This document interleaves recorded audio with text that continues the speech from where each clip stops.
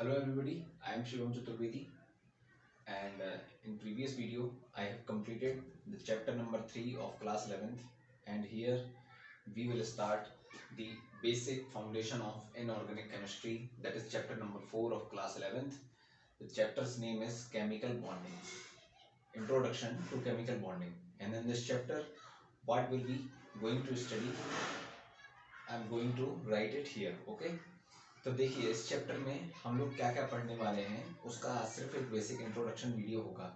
क्योंकि ये chapter vast है तो इसके कम से कम 15 to 16 पार्ट्स आएंगे और जिसकी आज शुरुआत होने वाली है तो ज़्यादा हेक्टिक ना हो, इस कारण से मैं ये introduction video sweet short and simple रखूँगा। ठीक है, तो इस चैप्टर में हम लोग क्या पढ़ने वाले हैं, एक इंट्रोडक्शन की तरह हम देखेंगे कि बॉन्डिंग क्या होती है, बॉन्ड क्या होता है, बॉन्ड क्या होता है और क्यों बनता है, व्हाई डज बॉन्ड फॉर्म। ठीक है, क्यों बनता है बॉन्ड, अट्रैक्शन होता है, किस कारण से होता है, वो पोटेंशियल एनर्जी, एनर्जी सेपरेशन वगैरह। दूसरा हम देखेंगे types of bonding. Types of bonding में हम देखेंगे electrovalent bond, covalent bond, coordinate bond. अभी तक आप 10th क्लास में सिर्फ 2 प्रकार के बॉन्ड पढ़े होंगे, ये तीसरा कोऑर्डिनेट बॉन्ड भी मिलेगा अभी। तीसरा, इसके बाद हम देखेंगे जब तो इलेक्ट्रोवैलेंट बॉन्ड में आगे बढ़ते हुए हम देखेंगे क्या लैटिस एनर्जी क्या होती है, लुईस डॉट स्ट्रक्चर क्या होता है, लुईस डॉट स्ट्रक्चर के आपके पास क्वेश्चंस भी आते हैं। Then after we will see the Fajans rule. By Fajans rule we will calculate the ionic character, the covalent character in ionic bond. यानी कि कोई भी बॉन्ड जब कंप्लीटली कोवैलेंट और इलेक्ट्रोवैलेंट नहीं होता तो इलेक्ट्रोवैलेंट में जो कोवैलेंट का कैरेक्टर है वो कितना होगा, तो by the Fajans rule we will calculate that. Okay, Fajan rules के बाद हम लोग आगे बढ़ेंगे तो बॉर्न हैबर साइकिल पढ़ेंगे, एक एक करके सारे टॉपिक्स हम डिस्कस करेंगे डिटेल में। फिर उसके बाद जब हम कोवैलेंट बॉन्ड में आगे बढ़ेंगे तो 3 प्रकार की थ्योरी पढ़ेंगे हम। पहली होगी हमारी बैलेंस बॉन्ड थ्योरी, जिसमें पढ़ेंगे हम लोग sigma bond, pi bond, sigma pi bond, इन सब के बारे में।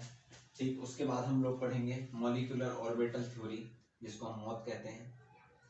इसमें हम लोग एनर्जी लेवल के डायग्राम्स बनाना देखेंगे, ये वाले, ये sigma 1s, sigma 1 star S, ऐसा कुछ देखा होगा पहले कहीं, अभी JEE के क्वेश्चंस में देखते होंगे, आता होगा ये। फिर मॉलिक्यूलर ऑर्बिटल थ्योरी के बाद जब हम लोग आगे बढ़ेंगे तो देखेंगे valence shell electron pair repulsion theory. इसी के साथ साथ हम लोग देखेंगे हाइब्रिडाइजेशन। हाइब्रिडाइजेशन का कॉन्सेप्ट आपने कभी सुना होगा, sp, sp2, sp3, sp3d, sp3d2, इस टाइप का कुछ। उसके बाद जब हम लोग आगे बढ़ेंगे तो हम पढ़ेंगे क्या, उसके बाद जब हम आगे बढ़ेंगे तो हम पढ़ेंगे हाइड्रोजन बॉन्डिंग। हाइड्रोजन बॉन्डिंग के पहले हम लोग पढ़ लेंगे, ये बात का टॉपिक है, इसके पहले हम लोग पढ़ लेंगे डाइपोल मोमेंट, पोलैरिटी निकालना सीखेंगे। डाइपोल मोमेंट के बाद में हम लोग हाइड्रोजन बॉन्डिंग पढ़ेंगे और इसी के साथ हम लोग क्या पढ़ेंगे, वॉन्डर वाल फोर्स। वॉन्डर वॉल फोर्स यानी कि 2 मॉलिक्यूल्स के बीच में कैसे अट्रैक्शन होता है, बॉन्डिंग नहीं होती है तो अट्रैक्शन कैसे होता है। फिर वॉन्डर वॉल फोर्स के बाद हम लोग लास्ट में ड्रैगोस रूल पढ़ेंगे, जिसमें कुछ एक्सेप्शन होंगे।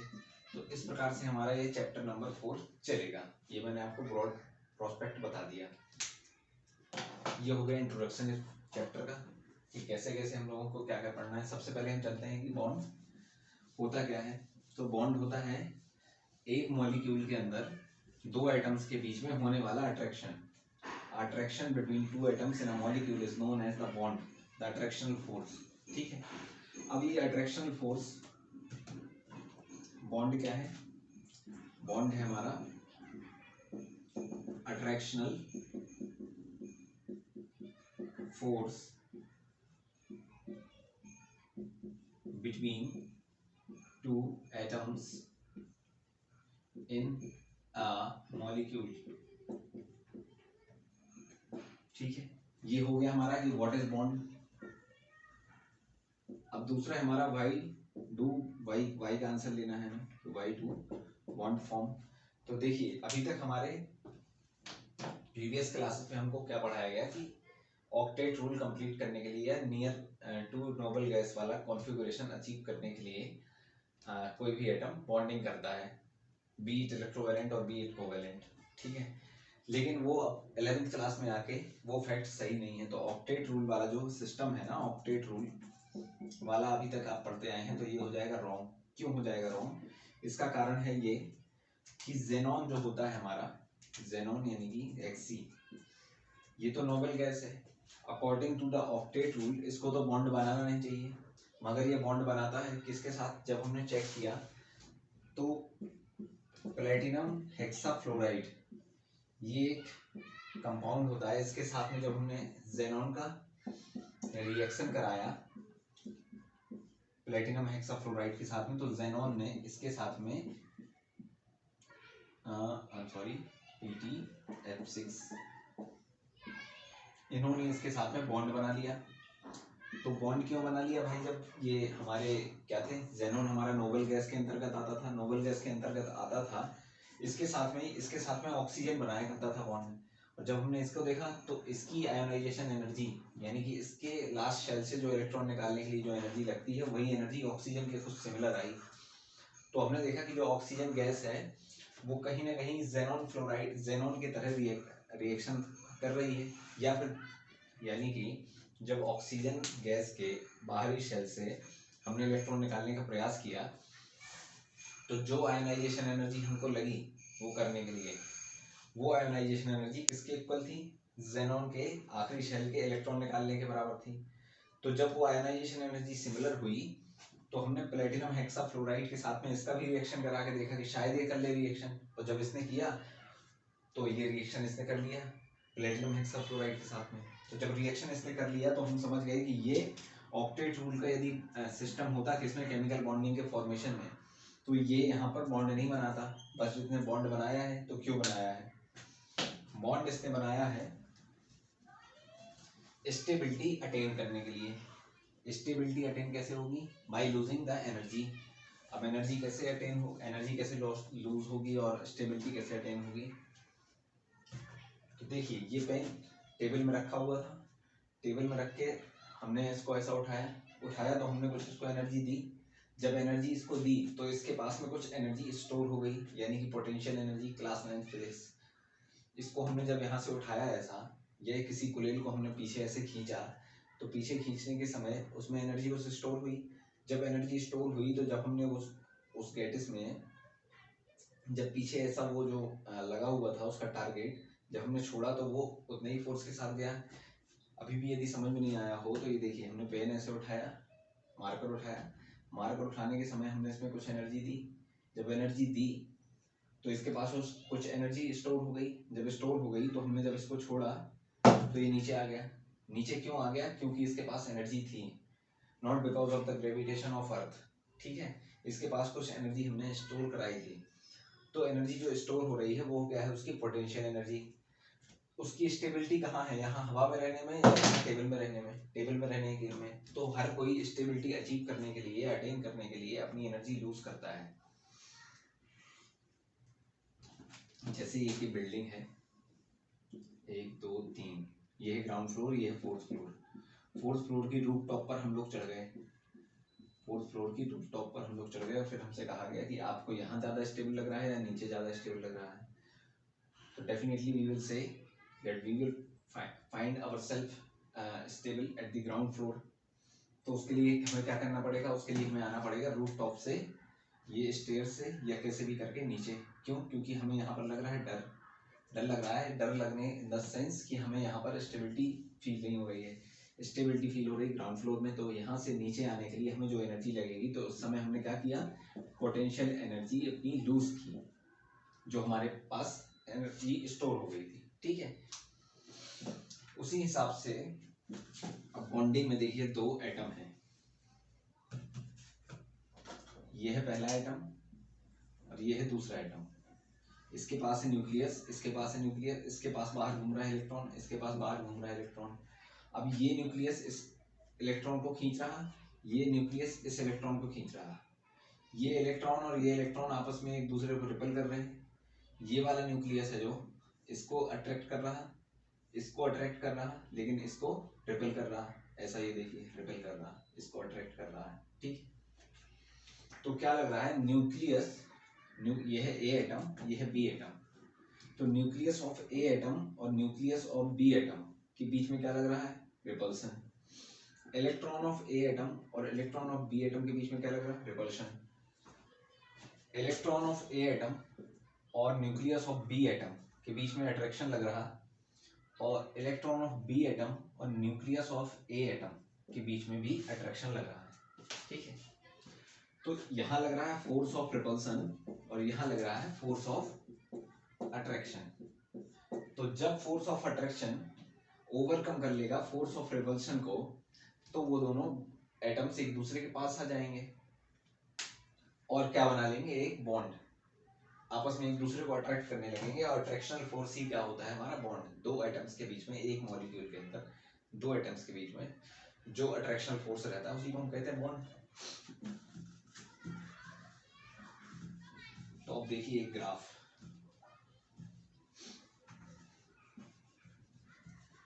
ग्राफ है ऐसा कि ये है एनर्जी और ये है सेपरेशन। इस तरफ है सेपरेशन और इस तरफ है एनर्जी। जब ये दो एटम्स, ये है आपका ग्राफ। अब ये यहाँ क्या दर्शा रहा है, यहाँ दर्शा रहा है कि इसकी एनर्जी सबसे कम है। इसकी एनर्जी जब सबसे कम है तो ये एटम और ये एटम अपने आपस में ऐसे हैं, या थोड़ी दूर और मान लीजिए कि ये एटम यहाँ ऐसा है और ये ऐसा है। इतनी ही दूर जब ये दोनों हैं तो ये बेस्ट बॉन्डिंग दिखाएंगे और बेस्ट तरीके से अपनी केमिकल रिएक्शन परफॉर्म करेंगे। क्यों? क्योंकि इनके बीच की इन्होंने स्टेबिलिटी अटेन कर ली है। कैसे? इनके बीच का जो सेपरेशन है, इस समय जो इनकी आपस की जो एनर्जी लिमिट है वो सबसे मिनिमम है। अब यदि हम इनसे कहें कि इसके पार और आ जाओ, यानी कि मतलब ऐसे हो जाओ भाई, ऐसे और एक दूसरे के अंदर ओवरलैप हो जाओ, तो इस ओवरलैपिंग के कारण क्या होगा कि ये जो हमने आपको फोर्स ऑफ रिपल्शन बताया था, किसके किसके बीच में, न्यूक्लियस और इलेक्ट्रॉन के बीच में, एक दूसरे एटम्स के बीच में, आई एम सॉरी, न्यूक्लियस और न्यूक्लियस के बीच में और इलेक्ट्रॉन्स और इलेक्ट्रॉन्स के बीच में, जब दो प्रकार के रिपल्शन लगेंगे तो इन रिपल्शन के कारण जब हम एक दूसरे को क्या करेंगे, रिपल करेंगे, तो कुछ ना कुछ तो एनर्जी लगा रहे होंगे। वो एनर्जी ऑफ रिपल्शन जो होगी, इस कारण से इनकी जो एनर्जी की लिमिट है ये धीरे धीरे बढ़ती चली जाएगी। तो रिपल होने के कारण अब देखिए यहाँ पर स्टेबिलिटी हमको फील नहीं हो रही है। क्यों? क्योंकि एक दूसरे को धक्का मार रहे हैं, पुश कर रहे हैं एक दूसरे को, एक को यहाँ पर, दूसरा इसको यहाँ पर पुश कर रहा है। इस कारण से क्या होगा कि जो रिपल्शन होगा वो बढ़ जाएगा, और रिपल्शन बढ़ने के कारण इनकी ये जो बॉन्डिंग है वो और पास में नहीं आ सकती। तो ये इनके लिए बेस्ट है। ये जहाँ पर ये रुक जाएंगे, ये एक न्यूक्लियस से दूसरे न्यूक्लियस की दूरी कहला जाएगी बॉन्ड लेंथ, और ये कहला जाएगा हमारा बॉन्ड।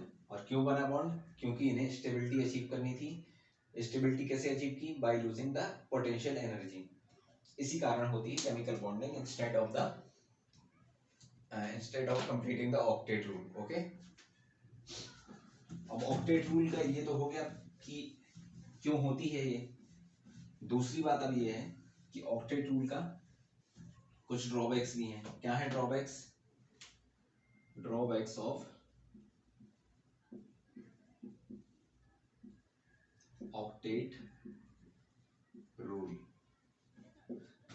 पहला है हमारा हाइपोवैलेंट और दूसरा है हमारा हाइपरवैलेंट। क्या है ये देख लेते हैं। हाइपो यानी कि कम और हाइपर यानी कि ज्यादा। कम यानी कि देखिए, आपने AlCl3 का नाम सुना होगा, आपके पहले बुक में भी होगा AlCl3, और एक सुना होगा आपने PCl5 का। ये दोनों कंपाउंड एग्जिस्ट करते हैं। तो देखिए Al की जो हमारी वैलेंसी होगी वो क्या रहती है, Al का क्या रहता है 2, 8 एंड 3। क्लोरीन का क्या रहता है 2, 8, 7।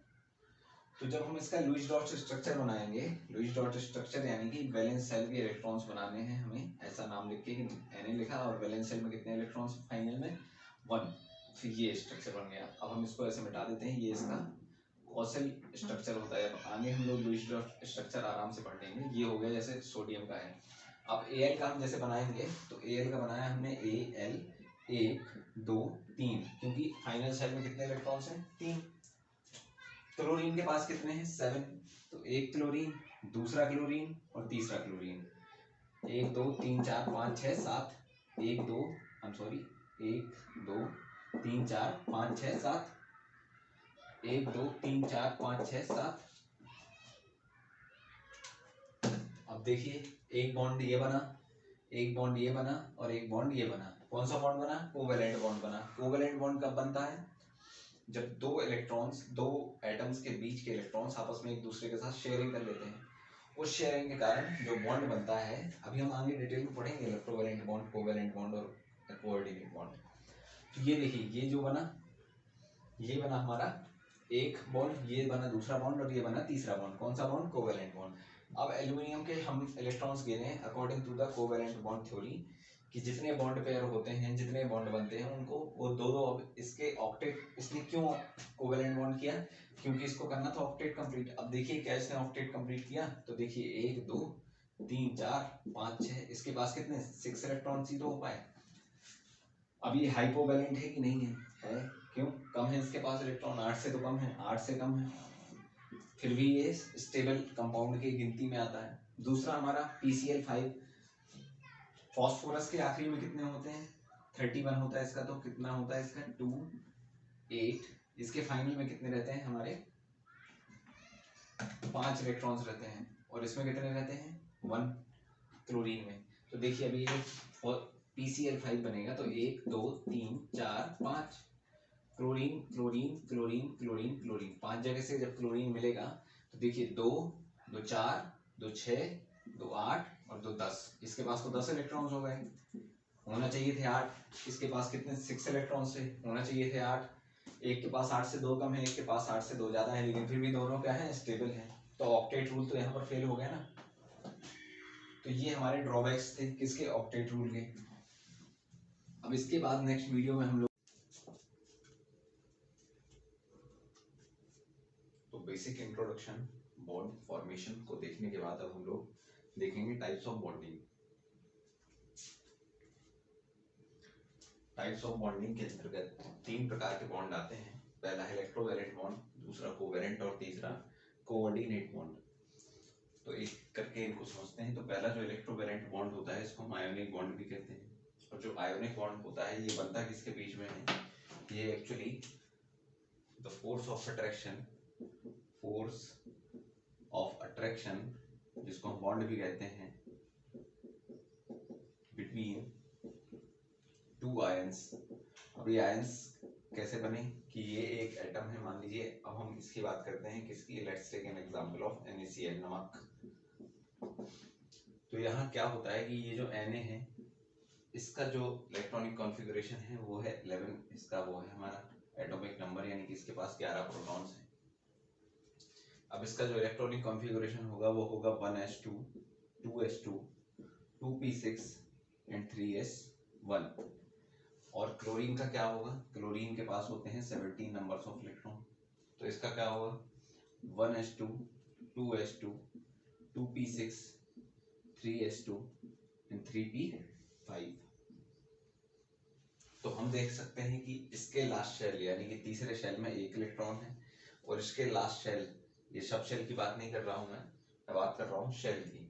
तो शेल में कितने इलेक्ट्रॉन है? 2 और 5 यानी कि 7 इलेक्ट्रॉन्स। तो इसके आउटर शेल में है 1 इलेक्ट्रॉन और दूसरे वाले के आउटर शेल में है 7 इलेक्ट्रॉन्स। चूंकि हमें ऑक्टेट कंप्लीट करना है यानी कि फाइनल शेल यानी कि आउटर शेल में होने चाहिए 8 इलेक्ट्रॉन्स, तब वो एटम कहलाएगा स्टेबल। हमने आपको पिछले वीडियो में बताए थे ड्रॉबैक्स ऑफ ऑक्टेट रूल, लेकिन ये नहीं है जो हमने 10th तक पढ़ा है वो पूरी बात गलत नहीं है। ऑक्टेट होता है तो स्टेबल तो होता ही है, तभी से हमारी क्या, ये जो नोबल गैसेस हैं ये स्टेबल हैं। नोबल गैसेस स्टेबल हैं ये बात ठीक है, बट नोबल गैसेस स्टेबल होने के कारण केमिकल बॉन्ड नहीं बनाती, ये बात हमने पिछले वीडियो में गलत प्रूफ की थी। ठीक है, तो अब ये वाला जब हम देखेंगे कि ये होगा हमारा Na। अब इसका हम स्ट्रक्चर बनाते हैं Na, और Na के पास 1 इलेक्ट्रॉन, और Cl के पास 1 2 3 4 5 6 और 7, 1 2 3 4 5 6 7 इलेक्ट्रॉन्स हैं। तो अब देखिए इसको ऑक्टेट कंप्लीट करने के लिए कितने चाहिए? अगर ये इसको कर दे दान, ठीक है, तो इसके फाइनल जो आउटर शेल होगा वो कौन सा शेल हो जाएगा, ये वाला सेकंड शेल। अब सेकंड शेल में कितने इलेक्ट्रॉन्स हैं, 2 + 6 = 8, ठीक है। तो इसके पास हो जाएंगे 8, और ये अपना इलेक्ट्रॉन इसके 8 कैसे होंगे, जब ये अपना इलेक्ट्रॉन क्या करेगा, डोनेट कर देगा। तो डोनेशन के लिए कहाँ कर देगा, उसके लिए चाहिए कोई एक और एटम जिसको वो डोनेट करे, ऐसे ही तो नहीं कर सकता ना। तो जब ये किसको करेगा डोनेट, ये करेगा डोनेट क्लोरीन को। अब क्लोरीन के पास फाइनल शेल में कितने इलेक्ट्रॉन हो जाएंगे इसको लेने के बाद, 1 2 3 4 5 6 7 8, इसके पास भी 8 इलेक्ट्रॉन। तो चूंकि इसने इसको दिया एक डोनेशन, किसका डोनेशन, इलेक्ट्रॉन का डोनेशन, तो अब इनके बीच में बन गया एक contract.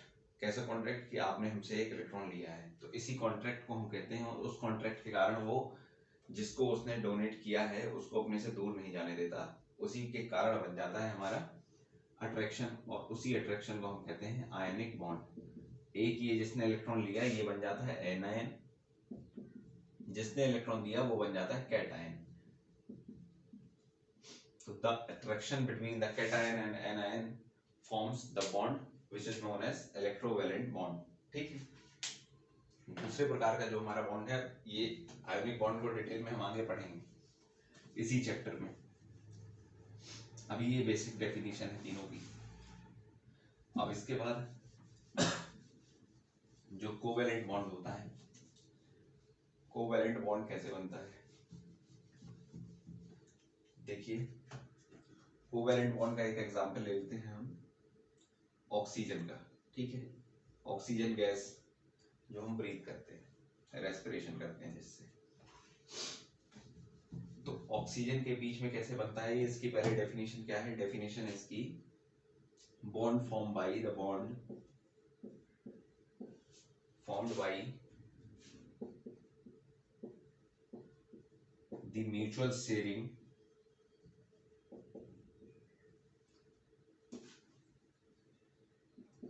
of equal number of electron between two atoms। कैसे देखते हैं, ये जो हमारा ऑक्सीजन है, तो ऑक्सीजन का हम लिखते हैं अपना क्या, एटॉमिक नंबर क्या होता है 8, करते हैं इसका electronic configuration 1s2 2s2 and 2p 2 2 4 4।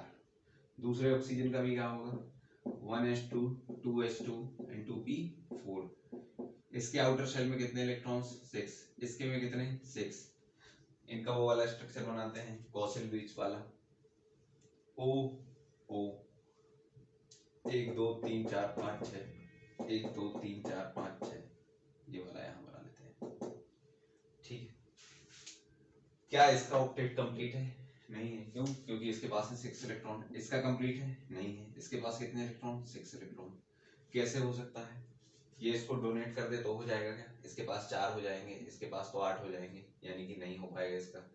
जब इसका काम नहीं बनेगा, स्टेबल नहीं होगा, तो ये अपने इलेक्ट्रॉन क्यों डोनेट करेगा, यानी कि यहाँ पर जो प्रोबेबिलिटीज थी किसकी, इलेक्ट्रोवैलेंट बॉन्ड की, वो हो गई खत्म। अब क्या करेगा ये, अब ये बनाएंगे कोवेलेंट बॉन्ड, यानी कि ये करेंगे एक दूसरे का शेयरिंग, 1 और 2। ये क्या कहलाया, ये कहलाए हमारे बॉन्ड पेयर्स। कितने बॉन्ड पेयर हैं यहाँ पर, 2 बॉन्ड पेयर, 2 बीपी। तो देखिए जो इलेक्ट्रॉन शेयरिंग में हिस्सा लेंगे उनको हम कहेंगे बॉन्ड पेयर्स, और जो शेयरिंग में हिस्सा नहीं लेंगे उनको हम कहेंगे लोन पेयर्स। तो लोन पेयर इसमें कितने हैं, 1 2 3 4, यानी कि पेयर्स हमें गिनना है 1 2 3 4। तो ऑक्सीजन गैस के अंदर कितने लोन पेयर हुए, 4, और बॉन्ड पेयर कितने हो गए, 2। अब पेयर है, चूंकि नाम के आगे ही पेयर है, तो इलेक्ट्रॉन्स कितने होंगे, पेयर बराबर पेयर, यानी कि 2 लोगों की बात हो रही है, 2 इलेक्ट्रॉन्स की बात हो रही है। तो 4 लोन पेयर है, यानी कि लोन पेयर में कितने इलेक्ट्रॉन्स कंट्रीब्यूट कर रहे हैं, 8 इलेक्ट्रॉन्स, और बॉन्ड पेयर में कितने इलेक्ट्रॉन्स कंट्रीब्यूट कर रहे हैं, 1 2 3 4 4 इलेक्ट्रॉन्स, ठीक है। तो अब ये देखिए इनका ऑक्टेट कैसे कंप्लीट होगा। अब ये दोनों कहेंगे कि हमारा और आपका शेयर हो गया, यानी कि अब हम आपके जब अपना ऑक्टेट कंप्लीट कराएंगे या अपना ऑक्टेट किसी को सर्टिफाई करेंगे, तो आपके इलेक्ट्रॉन्स को भी साथ में गिनेंगे, साथ में काउंट करेंगे। तो 1 2 3 4 5 6 7 8, ठीक है। शेयरिंग का कारण ये हो गया। दूसरी बात इनका देखते हैं, 1 2 3 4 5 6 7 और 8। तो इसके भी 8 इलेक्ट्रॉन्स और इसके भी 8 इलेक्ट्रॉन्स, तो दोनों के 8 इलेक्ट्रॉन्स हो गए, जिस कारण से इनकी जो शेयरिंग हुई, बॉन्ड पेयर बना। शेयरिंग क्यों हुई? क्योंकि इन्हें करनी थी अपनी स्टेबिलिटी अचीव। स्टेबिलिटी कैसे अचीव होती? नियरेस्ट गैस का कॉन्फ़िगरेशन यानी कि ऑक्टेट कंप्लीट करने से। ऑक्टेट कैसे कंप्लीट हुआ? आपस में इलेक्ट्रॉन्स की शेयरिंग करने से। तो आपस में जब इलेक्ट्रॉन्स की शेयरिंग की, उसी समय कौन सा बॉन्ड बन गया? Covalent bond. अब कोवेलेंसी क्या होती है? जितने भी बॉन्ड पेयर होते हैं, बॉन्ड पेयर यानी कि बॉन्ड, जितने भी बॉन्ड, कोई भी कोवेलेंट बॉन्ड यानी कि किसी भी दो एटम्स के बीच में, या कोई भी एक एटम, हम मान लेते हैं कि इस ऑक्सीजन की बात करते हैं, इस ऑक्सीजन से अब कोई पूछे कि इस ऑक्सीजन की वैलेंसी कितनी है या कोवैलेंसी कितनी है, वैलेंसी नहीं कोवैलेंसी कितनी है, तो जितने बॉन्ड बनाएगा उतनी कोवैलेंसी होगी इसकी। तो इसकी कितनी है? 1 2 2, ठीक है। अब कई बार हमने देखा है कि कोवैलेंसी वेरिएबल होती है, तो क्यों होती है वो देखते हैं, फिर उसके बाद हम लोग चलेंगे कोऑर्डिनेट बॉन्ड में।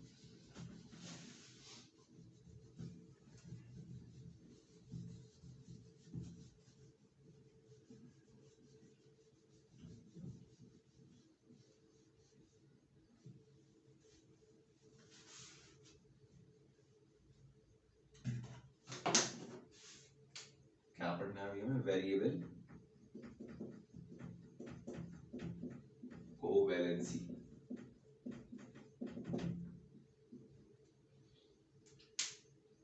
वेरिएबल कोवैलेंसी क्या है, इससे पहले हम उसका एग्जांपल देखें ताकि आप उसको रिकॉल कर सकें। तो देखिए, जो हमारा सल्फर होता है, तो सल्फर कभी SO2 बनाता है, कभी SO3 बनाता है, कभी H2S बनाता है, ठीक है। तो इस प्रकार से इसकी कितनी वैलेंसी हो गई? 2 दूनी 4, 4 वैलेंसी। इसकी कितनी? 2 हो गई। इसकी यहाँ पर कितनी दर्शा रहा है? 6 दर्शा रहा है। तो 2 दर्शा रहा है, 4 दर्शा रहा है, 6 दर्शा रहा है ये। अब देखिए SO2 बनेगा तो 1 2 3 4 ऐसा बनेगा ना। कितने बॉन्ड हो गए? 1 2 3 4। H2S बनेगा तो कैसे बनेगा? 1 2 2। SO3 बनेगा तो कैसे बनेगा? 1 2 3 4 5 6 O। तो 6 प्रकार की वैलेंसी हो रही है। ऐसे ही जब हम फास्फोरस की बात करेंगे, तो देखिए, जब नाइट्रोजन क्लोराइड की बात होगी तो NCl3 पर कहानी खत्म हो जाएगी, ठीक है। और जब PCl की बात होगी, इसके नीचे ही आता है ना ये, इसके पास भी +5 या -3 वैलेंसी होनी चाहिए। तो अब यहाँ पर ये क्या करेगा? PCl5 कर देगा। तो अब यहाँ पर तो ये 5 वैलेंसी हो रही है, यहाँ 3 हो रही है। ऐसा क्यों हो रहा है देख लेते हैं।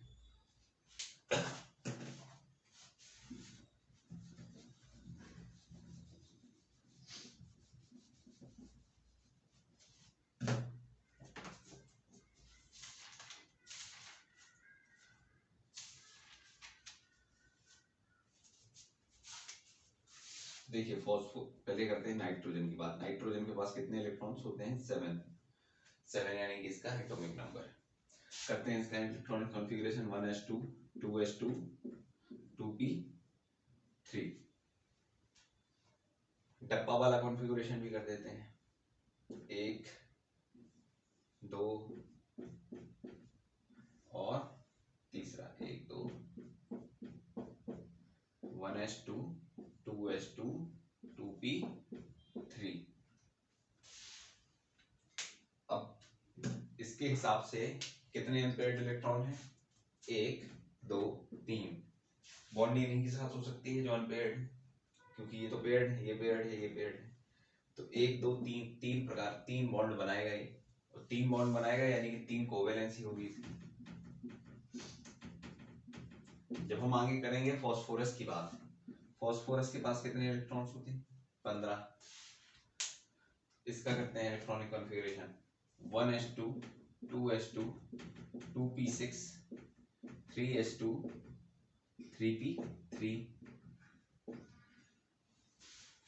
लेकिन जब हम लोग ऑफ प्रिंसिपल और हुंडो रूल पढ़ रहे थे, तो उसमें हमने देखा था कि 1s 2s2 2p, sorry 3s 3p and 3d।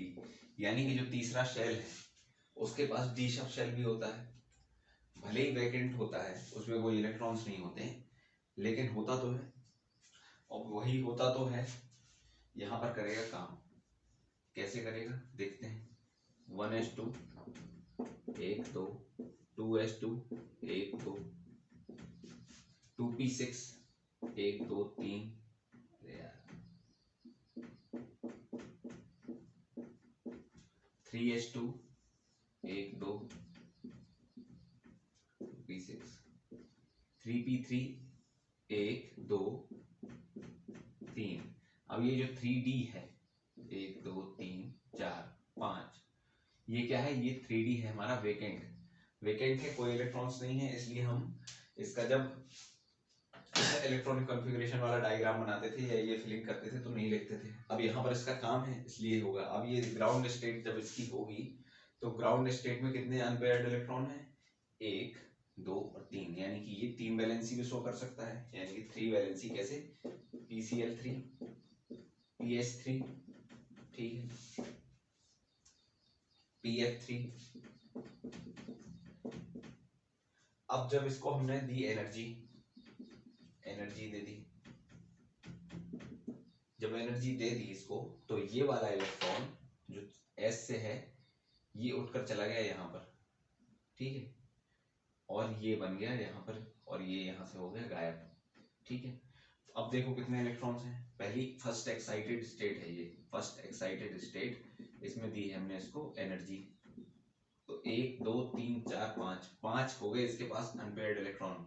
और जब 5 हो गए अनपेयर्ड इलेक्ट्रॉन्स तो ये बनाएगा 5 बॉन्ड, और जब बनाएगा ये 5 बॉन्ड तो करेगा ये 5 वैलेंसी शो, 5 कोवैलेंसी, जिसके कारण से ये PCl5 का फॉर्मेशन करेगा और शो करेगा कोवैलेंसी वेरिएबल।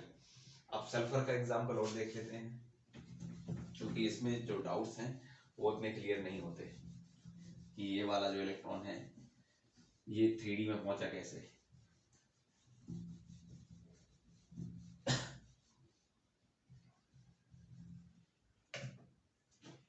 देखिए जो S है, S यानी कि 16 सल्फर, इसकी जो ग्राउंड स्टेट है वो क्या है, 1s2 2s2 2p6 3s2 and 3p4। अब इसके पास 3d है लेकिन वो है 0 में।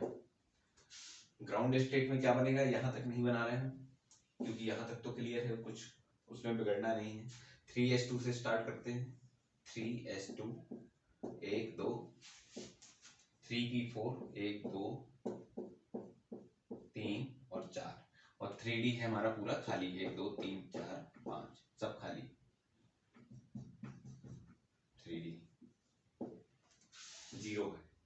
अब इसको हमने दी फर्स्ट एक्साइटेड स्टेट, तो फर्स्ट एक्साइटेड स्टेट में ये क्या करेगा कि ये वाला जो इलेक्ट्रॉन है ये उठकर चला जाएगा यहाँ पर। अभी इसके पास कितने अनपेयर्ड इलेक्ट्रॉन थे, 2 थे ना पहली वाली एक्साइटेड स्टेट में। तो ये क्या 2 इलेक्ट्रॉन कहाँ बन रहे थे, H2S में हमने देखा था कैसे, S H और H, ठीक है, 2 कोवैलेंसी थी। अब जब फर्स्ट एक्साइटेड स्टेट होगी तो देखिए कितने हो गए, 1 2 3 4, ठीक है, 4 हो गए।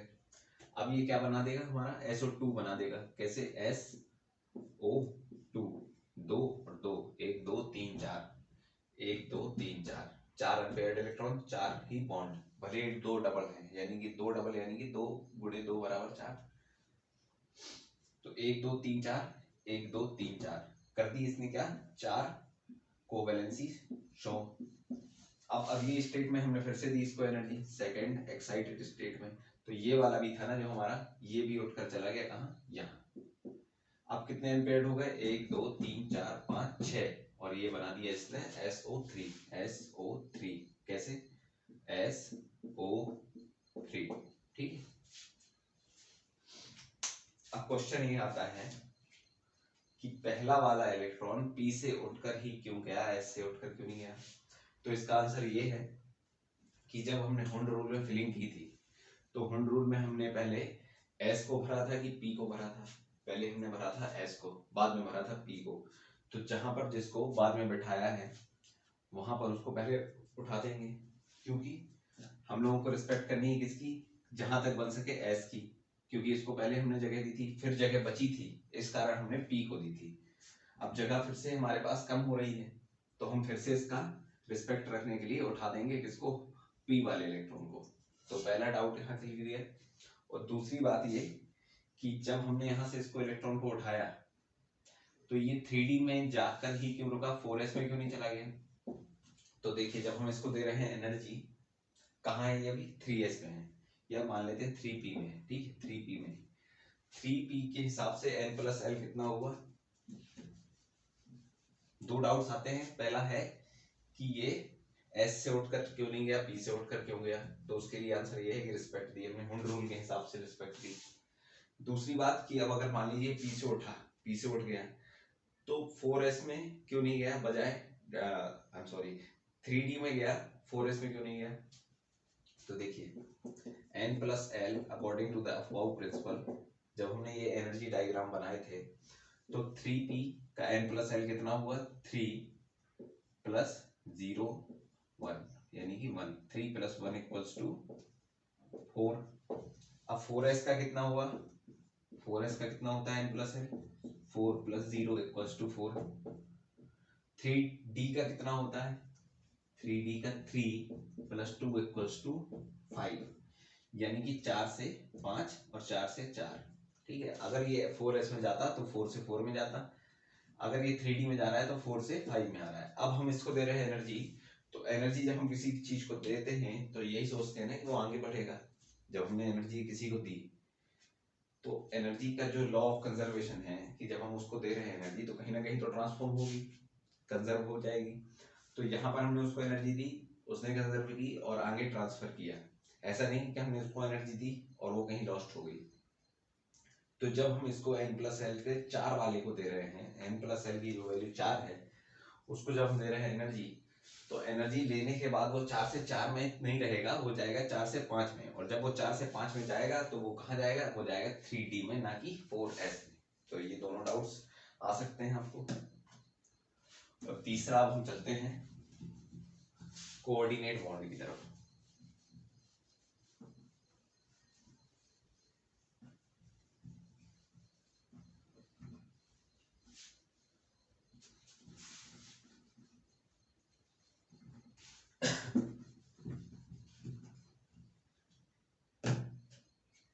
कोऑर्डिनेट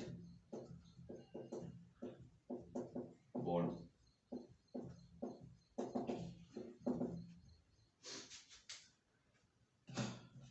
तो देखिए कई बार ऐसा होता है कि जब हम पानी में, पानी तो लाल कलर में, जब हम पानी में, यह है पानी,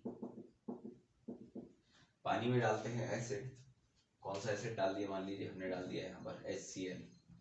अब पानी में एसिड जाने के बाद जो लुईस थ्योरी होती है वो क्या कहती है कि वो क्या करेगा, वो छोड़ देगा अपना H प्लस आयन, ठीक है H प्लस आयन छोड़ देगा, या फिर अमोनियम आयन होता है NH4, इसको भी हम प्लस लिख देते हैं। तो ये और H3O बन जाता है। अब यहाँ पर ये पानी है, ये H प्लस जुड़ जाएगा तो H3O बन जाएगा यहाँ पर पॉजिटिव लग के। तो ये जो पॉजिटिव वाले साइन होते हैं ये बनते कैसे हैं, ये देख लेते हैं अभी हम, वही कोऑर्डिनेट बॉन्ड होते हैं। तो देखिए हमारे पास क्या था, H2O, H2O का स्ट्रक्चर क्या होता है, ये O, ठीक है, एक H, दूसरा H, दूसरा H, इसके पास कितने इलेक्ट्रॉन्स हैं, ये कोवैलेंट बॉन्ड बन रहा है ना यहाँ पर। अब कितने बचे इसके पास इलेक्ट्रॉन, 1 2 3 और 4, ठीक है। अब यहाँ से जो H से इन्होंने इलेक्ट्रॉन छुड़ा लिया, किसने छुड़ा लिया, HCl वालों ने। क्यों छुड़ा लिया, क्योंकि लुईस साहब ने कहा है ऐसा कि जब कोई एसिड पानी के अंदर जाएगा तो वो H प्लस आयंस को निकाल देगा, और जब H प्लस बन गया तो H के पास जब एक इलेक्ट्रॉन रहता है तो उससे भी जब एक ले लिया गया तो उसके पास कितने इलेक्ट्रॉन बचे, 0 इलेक्ट्रॉन्स बचे। तो अब भले ही वो पॉजिटिव साइन लेकर घूम रहा है लेकिन चाहिए उसको इलेक्ट्रॉन, क्यों, क्योंकि उसका होना है डुप्लेट कंप्लीट। अभी जब वो घूम रहा है तो भले ही वो कैटायन है, मान लीजिए कि H प्लस उसके ऊपर चार्ज लगा है, यानी कि देखने में तो अमीर दिख रहा है, पॉजिटिव साइन लगा रहे हैं, बट एक्चुअल में वो स्टेबल नहीं है क्योंकि उसके पास इलेक्ट्रॉन्स ही नहीं है, एक प्रोटॉन बस है, ठीक है। उसको चाहिए क्या, एक इलेक्ट्रॉन। तो यहाँ पर वो आया नीचे, यहाँ आया नीचे H+, ठीक है। अब H+ आया, चूंकि H+ के पास नहीं है एक भी इलेक्ट्रॉन, तो ये जो दो इलेक्ट्रॉन हैं, ये दो इलेक्ट्रॉन ऐसे ना होकर अब ऐसे हो जाएंगे, 1 और 2। अब ये क्या बन जाएगा इनके बीच में, इनके बीच में बन जाएगा कोवैलेंट बॉन्ड। तो ये एक प्रकार का special, it's an special type of covalent bond where the electrons are not mutually shared,